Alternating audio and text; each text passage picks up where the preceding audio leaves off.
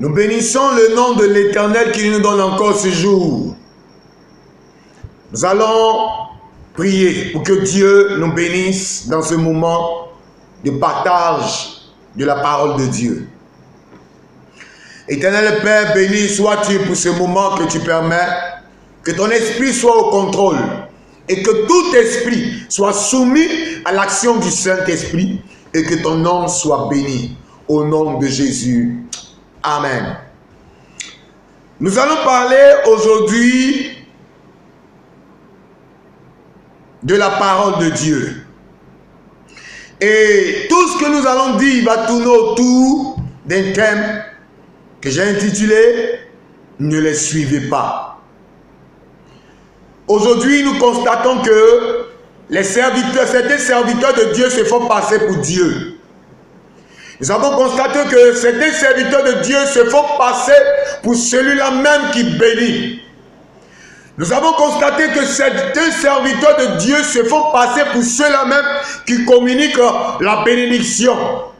Certains serviteurs de Dieu se sont fait passer pour ceux-là même qui communiquent la joie de vivre. Laissez-moi vous dire qu'aucun homme ne communique la bénédiction, car la bénédiction qui enrichit et qui n'est suivie d'aucun chagrin vient de l'Éternel.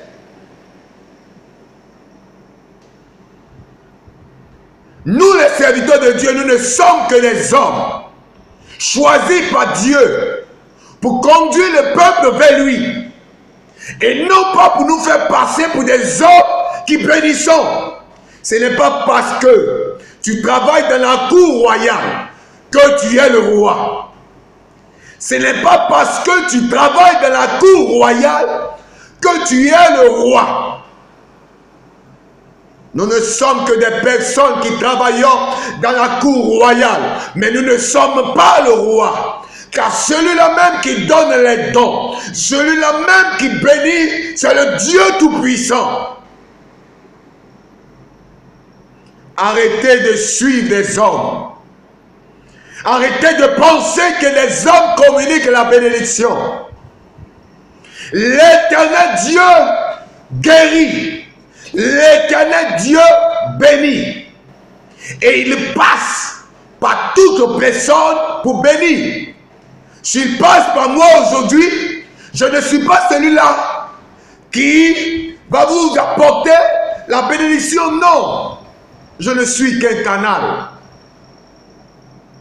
Les serviteurs de Dieu ne sont que des tuyaux. Nous allons prendre l'exemple du tuyau qui transporte de l'eau, qui est un canal par lequel l'eau passe. Nous ne sommes que ce tuyau-là.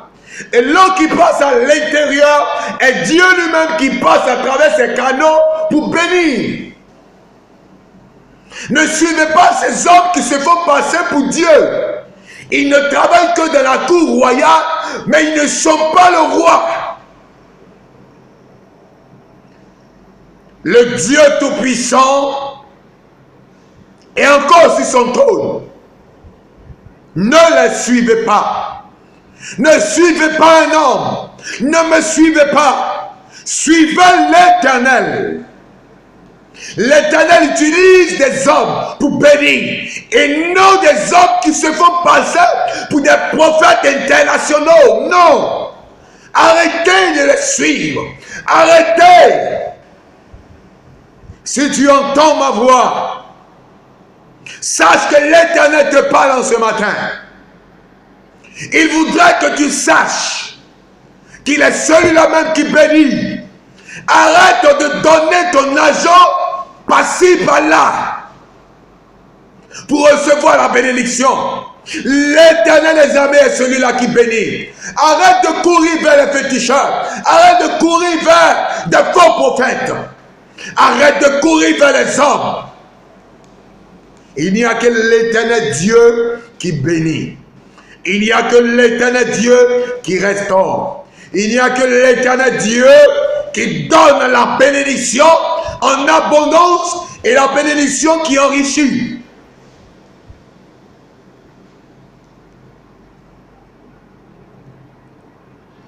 Les serviteurs de Dieu Sachez que vous n'êtes que des hommes que Dieu a choisis pour conduire le peuple à lui.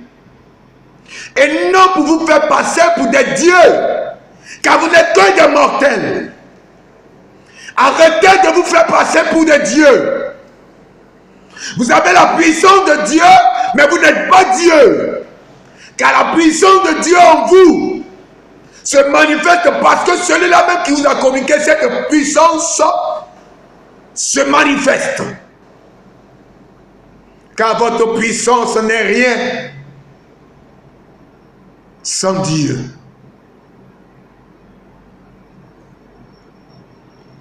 Nous allons prendre le livre de Matthieu 13, à partir du verset 24. Il est écrit, il leur proposa une autre parabole, et il dit, le royaume des cieux est semblable à un homme qui a sémé une bonne sémence dans son champ. Mais, pendant que les gens dormaient, son ennemi vint, séma de l'ivraie parmi le blé, et s'en alla. Lorsque l'herbe eut poussé et donna du fruit, l'ivraie parut aussi. Les serviteurs du maître de la maison vinrent lui dire, Seigneur, n'as-tu pas sémé une bonne semence dans ton champ? D'où vient donc qu'il y a de l'ivraie? Il leur répondit, c'est un ennemi qui a fait cela. Et le serviteur lui dit, veux-tu que nous allions l'arracher? Non, dit-il, de peur qu'en arrachant l'ivraie, je répète, de peur qu'en arrachant l'ivraie, vous ne déracinez en même temps le blé. Laissez croître ensemble l'un et l'autre jusqu'à la moisson. Et à l'époque de la moisson, je dirai au moissonneur, arrachez d'abord l'ivraie et liez-la en gemme pour la brûler, mais amassez le blé dans le grenier. Que le nom de l'Éternel soit béni. Ici, il est question d'une parabole que Jésus a donnée à ses disciples. Vous savez, ici, c'est bien clair. Un maître envoie ses serviteurs pour s'aimer dans sa plantation. Il avait des terres. Il demande à ses serviteurs de planter dans ces terres du blé. Et pendant la nuit, qu'est-ce qui s'est passé? L'ennemi est venu s'aimer l'ivraie. Lorsque l'ennemi a sémé l'ivraie, le soir, le matin, les serviteurs du maître se sont rendus compte que quelqu'un est venu s'aimer l'ivraie. Le maître dit non, n'arrachez pas. Parce que, qu'est-ce qui se passe? L'ivraie qui est mauvais se confond au blé. L'ivraie est en fait une mauvaise herbe. Et le blé qui est l'herbe originale, il y aura une confusion. Donc, si vous vous précipitez pour aller déraciner, vous risquez d'enlever le blé qui est le bon grain. Donc, laissez. Restez tranquille. Laissez croître. Laissez croître. Je veux dire quelque chose à certains serviteurs de Dieu. Faites attention lorsque vous vous mettez à décrier chaque jour les mauvais ministères. Je n'ai pas dit que c'est mauvais de décrier quelque chose qui n'est pas de Dieu. Mais je veux dire, ici le maître a dit, laissez croître, pour dire, faites attention lorsque vous allez déraciner l'ivraie. Parce que si vous ne faites pas attention, en voulant déraciner l'ivraie, vous allez déraciner aussi le blé. Faites attention, lorsque vous décriez chaque jour, les mauvais ministères, faites attention, parce que si vous ne faites pas attention, vous allez déraciner des personnes qui sont en train de chercher Jésus. Vous allez envoyer dans le décor des personnes qui se sont attachées au véritable Dieu. Parce que vous allez prononcer des paroles, vous allez prononcer des mots, vous allez présenter des vidéos qui en réalité vont briser la foi de ces personnes. Faites attention lorsque vous décriez. Faites attention lorsque vous décriez ces ministères. Faites très attention, parce qu'une seule parole peut renvoyer quelqu'un dans le monde. Faites très attention. Faites très attention. Faites très attention. Décriez, mais faites-le avec sagesse et retenue. Parce que si vous ne faites pas attention, vous allez envoyer beaucoup de jeunes chrétiens. Vous allez envoyer beaucoup de chrétiens affermis dans le décor. C'est pourquoi le maître a dit, laissez croître l'ivraie et le blé. Il y a une chose que je veux te dire à toi qui pense que tu as utilisé de faux pouvoirs. Et aujourd'hui, tu ne vois même pas Dieu en train de te dire que ce que tu as fait est mauvais. Ou soit toi le frère, chaque jour, tu vis dans l'impudicité. Tu vas consulter le faux Dieu. Et tu vois que ton affaire prospère. Laisse-moi te dire. Ce n'est pas parce que l'Éternel Dieu ne dit rien qu'il ne te voit pas. Il vient par ma voix pour te dire qu'il t'a vu. Mais seulement il te laisse le temps pour que tu puisses te repentir. Car il y a un temps qui viendra où le moissonneur viendra. Et quand le moissonneur viendra, il va séparer le mauvais du bon. Il va arracher l'ivraie. Il va l'attacher et l'ivraie sera brûlée.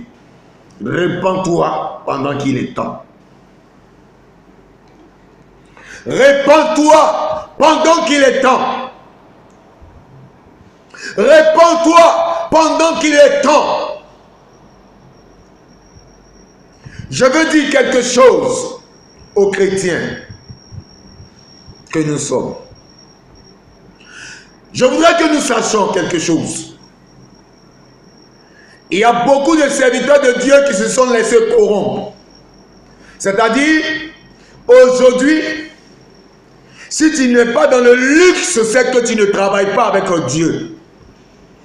Si tu ne voyages pas, ça veut dire que tu ne sais pas Dieu. Si tu n'as pas des habits extraordinaires, ça veut dire que tu ne sais pas Dieu. Si on rentre dans ton église, qu'on ne voit pas des choses extraordinaires, un décor qui a coupé le souffle, c'est que tu ne sais pas le véritable Dieu. On ne vient pas à Dieu pour chercher l'argent, hein? Parce qu'il y a des personnes qui ne vont même pas à l'église, mais ils ont beaucoup d'argent. Si l'Éternel te dit, mon fils, viens à moi, viens à lui. Quand tu viendras à lui, il va te donner le nécessaire. Si tu dois avoir une voiture, il te donne la voiture qu'il faut. Même beaucoup de bons serviteurs de Dieu, d'appeler, qui prêchaient l'évangile avec zèle, se sont laissés corrompre. Mais qui vous a dit que faire des programmes extraordinaires, ça veut dire que tu es de Dieu? Qui vous a dit ça? Mais pourquoi est-ce que beaucoup se sont laissés aller par cette mouvance qui n'est même pas de Dieu?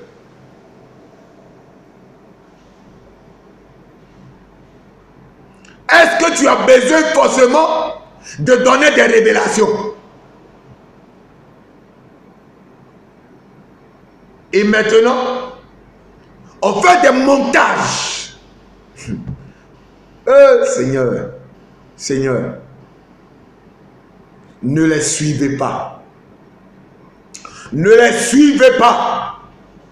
Ne les suivez pas. Car je veux te dire quelque chose, mon frère. Dieu a dit quelque chose à Jérémie. Avant que tu les naisses, moi l'Éternel, je te connaissais. Dieu te connaît. Dieu te connaît. Il te connaissait avant que tu naisses. Il avait un projet de bonheur. Laisse-moi te dire que même si un serviteur de Dieu ne veut pas prier pour toi, Dieu te bénira. Car c'est lui qui appelle les serviteurs. C'est lui qui dit que parce que tu n'as pas donné des millions, tu ne seras jamais riche. Ou bien celui qui dit, un serviteur de Dieu qui te dira, comme tu ne m'as pas donné une offrande, tu resteras comme ça. Laisse-moi te dire qu'aucun serviteur de Dieu ne détient ta destinée. Car ta destinée est entre les creux des mains du Seigneur. Et lui seul détermine toutes choses. Certains serviteurs de Dieu se sont fait passer pour Dieu. Certains serviteurs de Dieu se sont fait passer pour Dieu. Laissez-moi vous dire, vous êtes d'abord des hommes avant d'être de Dieu. Vous ne serez jamais Dieu. Jamais. Quelle que soit la puissance que tu déploies, tu n'es qu'un mortel. Sache marcher avec humilité afin que tu vois chaque jour la gloire de Dieu sur ta vie. Dieu a utilisé des hommes comme Élie, mais ces hommes sont restés toujours humbles. Dieu a utilisé des hommes comme Élisée, mais ces hommes sont restés toujours humbles. Jésus de Nazareth, le Dieu rempli de toute la plénitude, est venu sur cette terre et il a marché avec humilité et intégrité. Nous qui sommes que des serviteurs, nous nous faisons passer pour des hommes incontournables.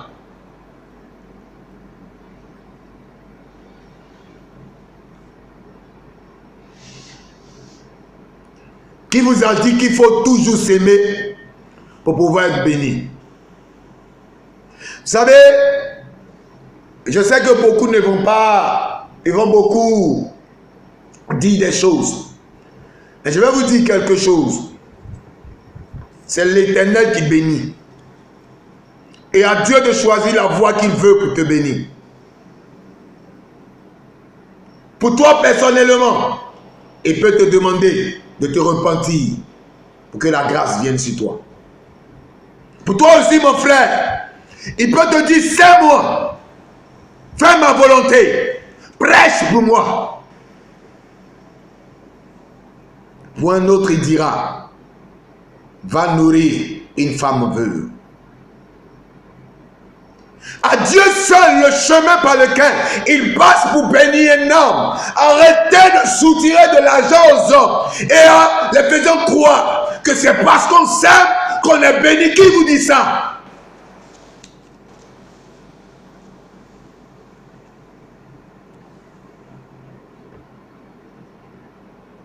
C'est lorsque nous faisons la volonté du Père que nous sommes bénis.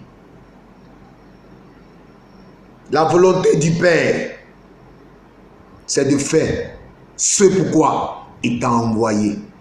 La volonté du Père, c'est d'obéir à sa voix. Lorsqu'il te dit, mon fils, passe à gauche, va à gauche. Lorsqu'il te dit, mon fils, va à droite, va à droite. Arrête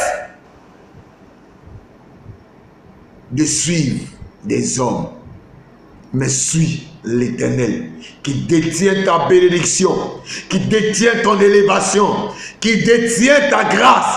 C'est lui seul qui détient ta grâce. Que le nom de l'Éternel soit béni.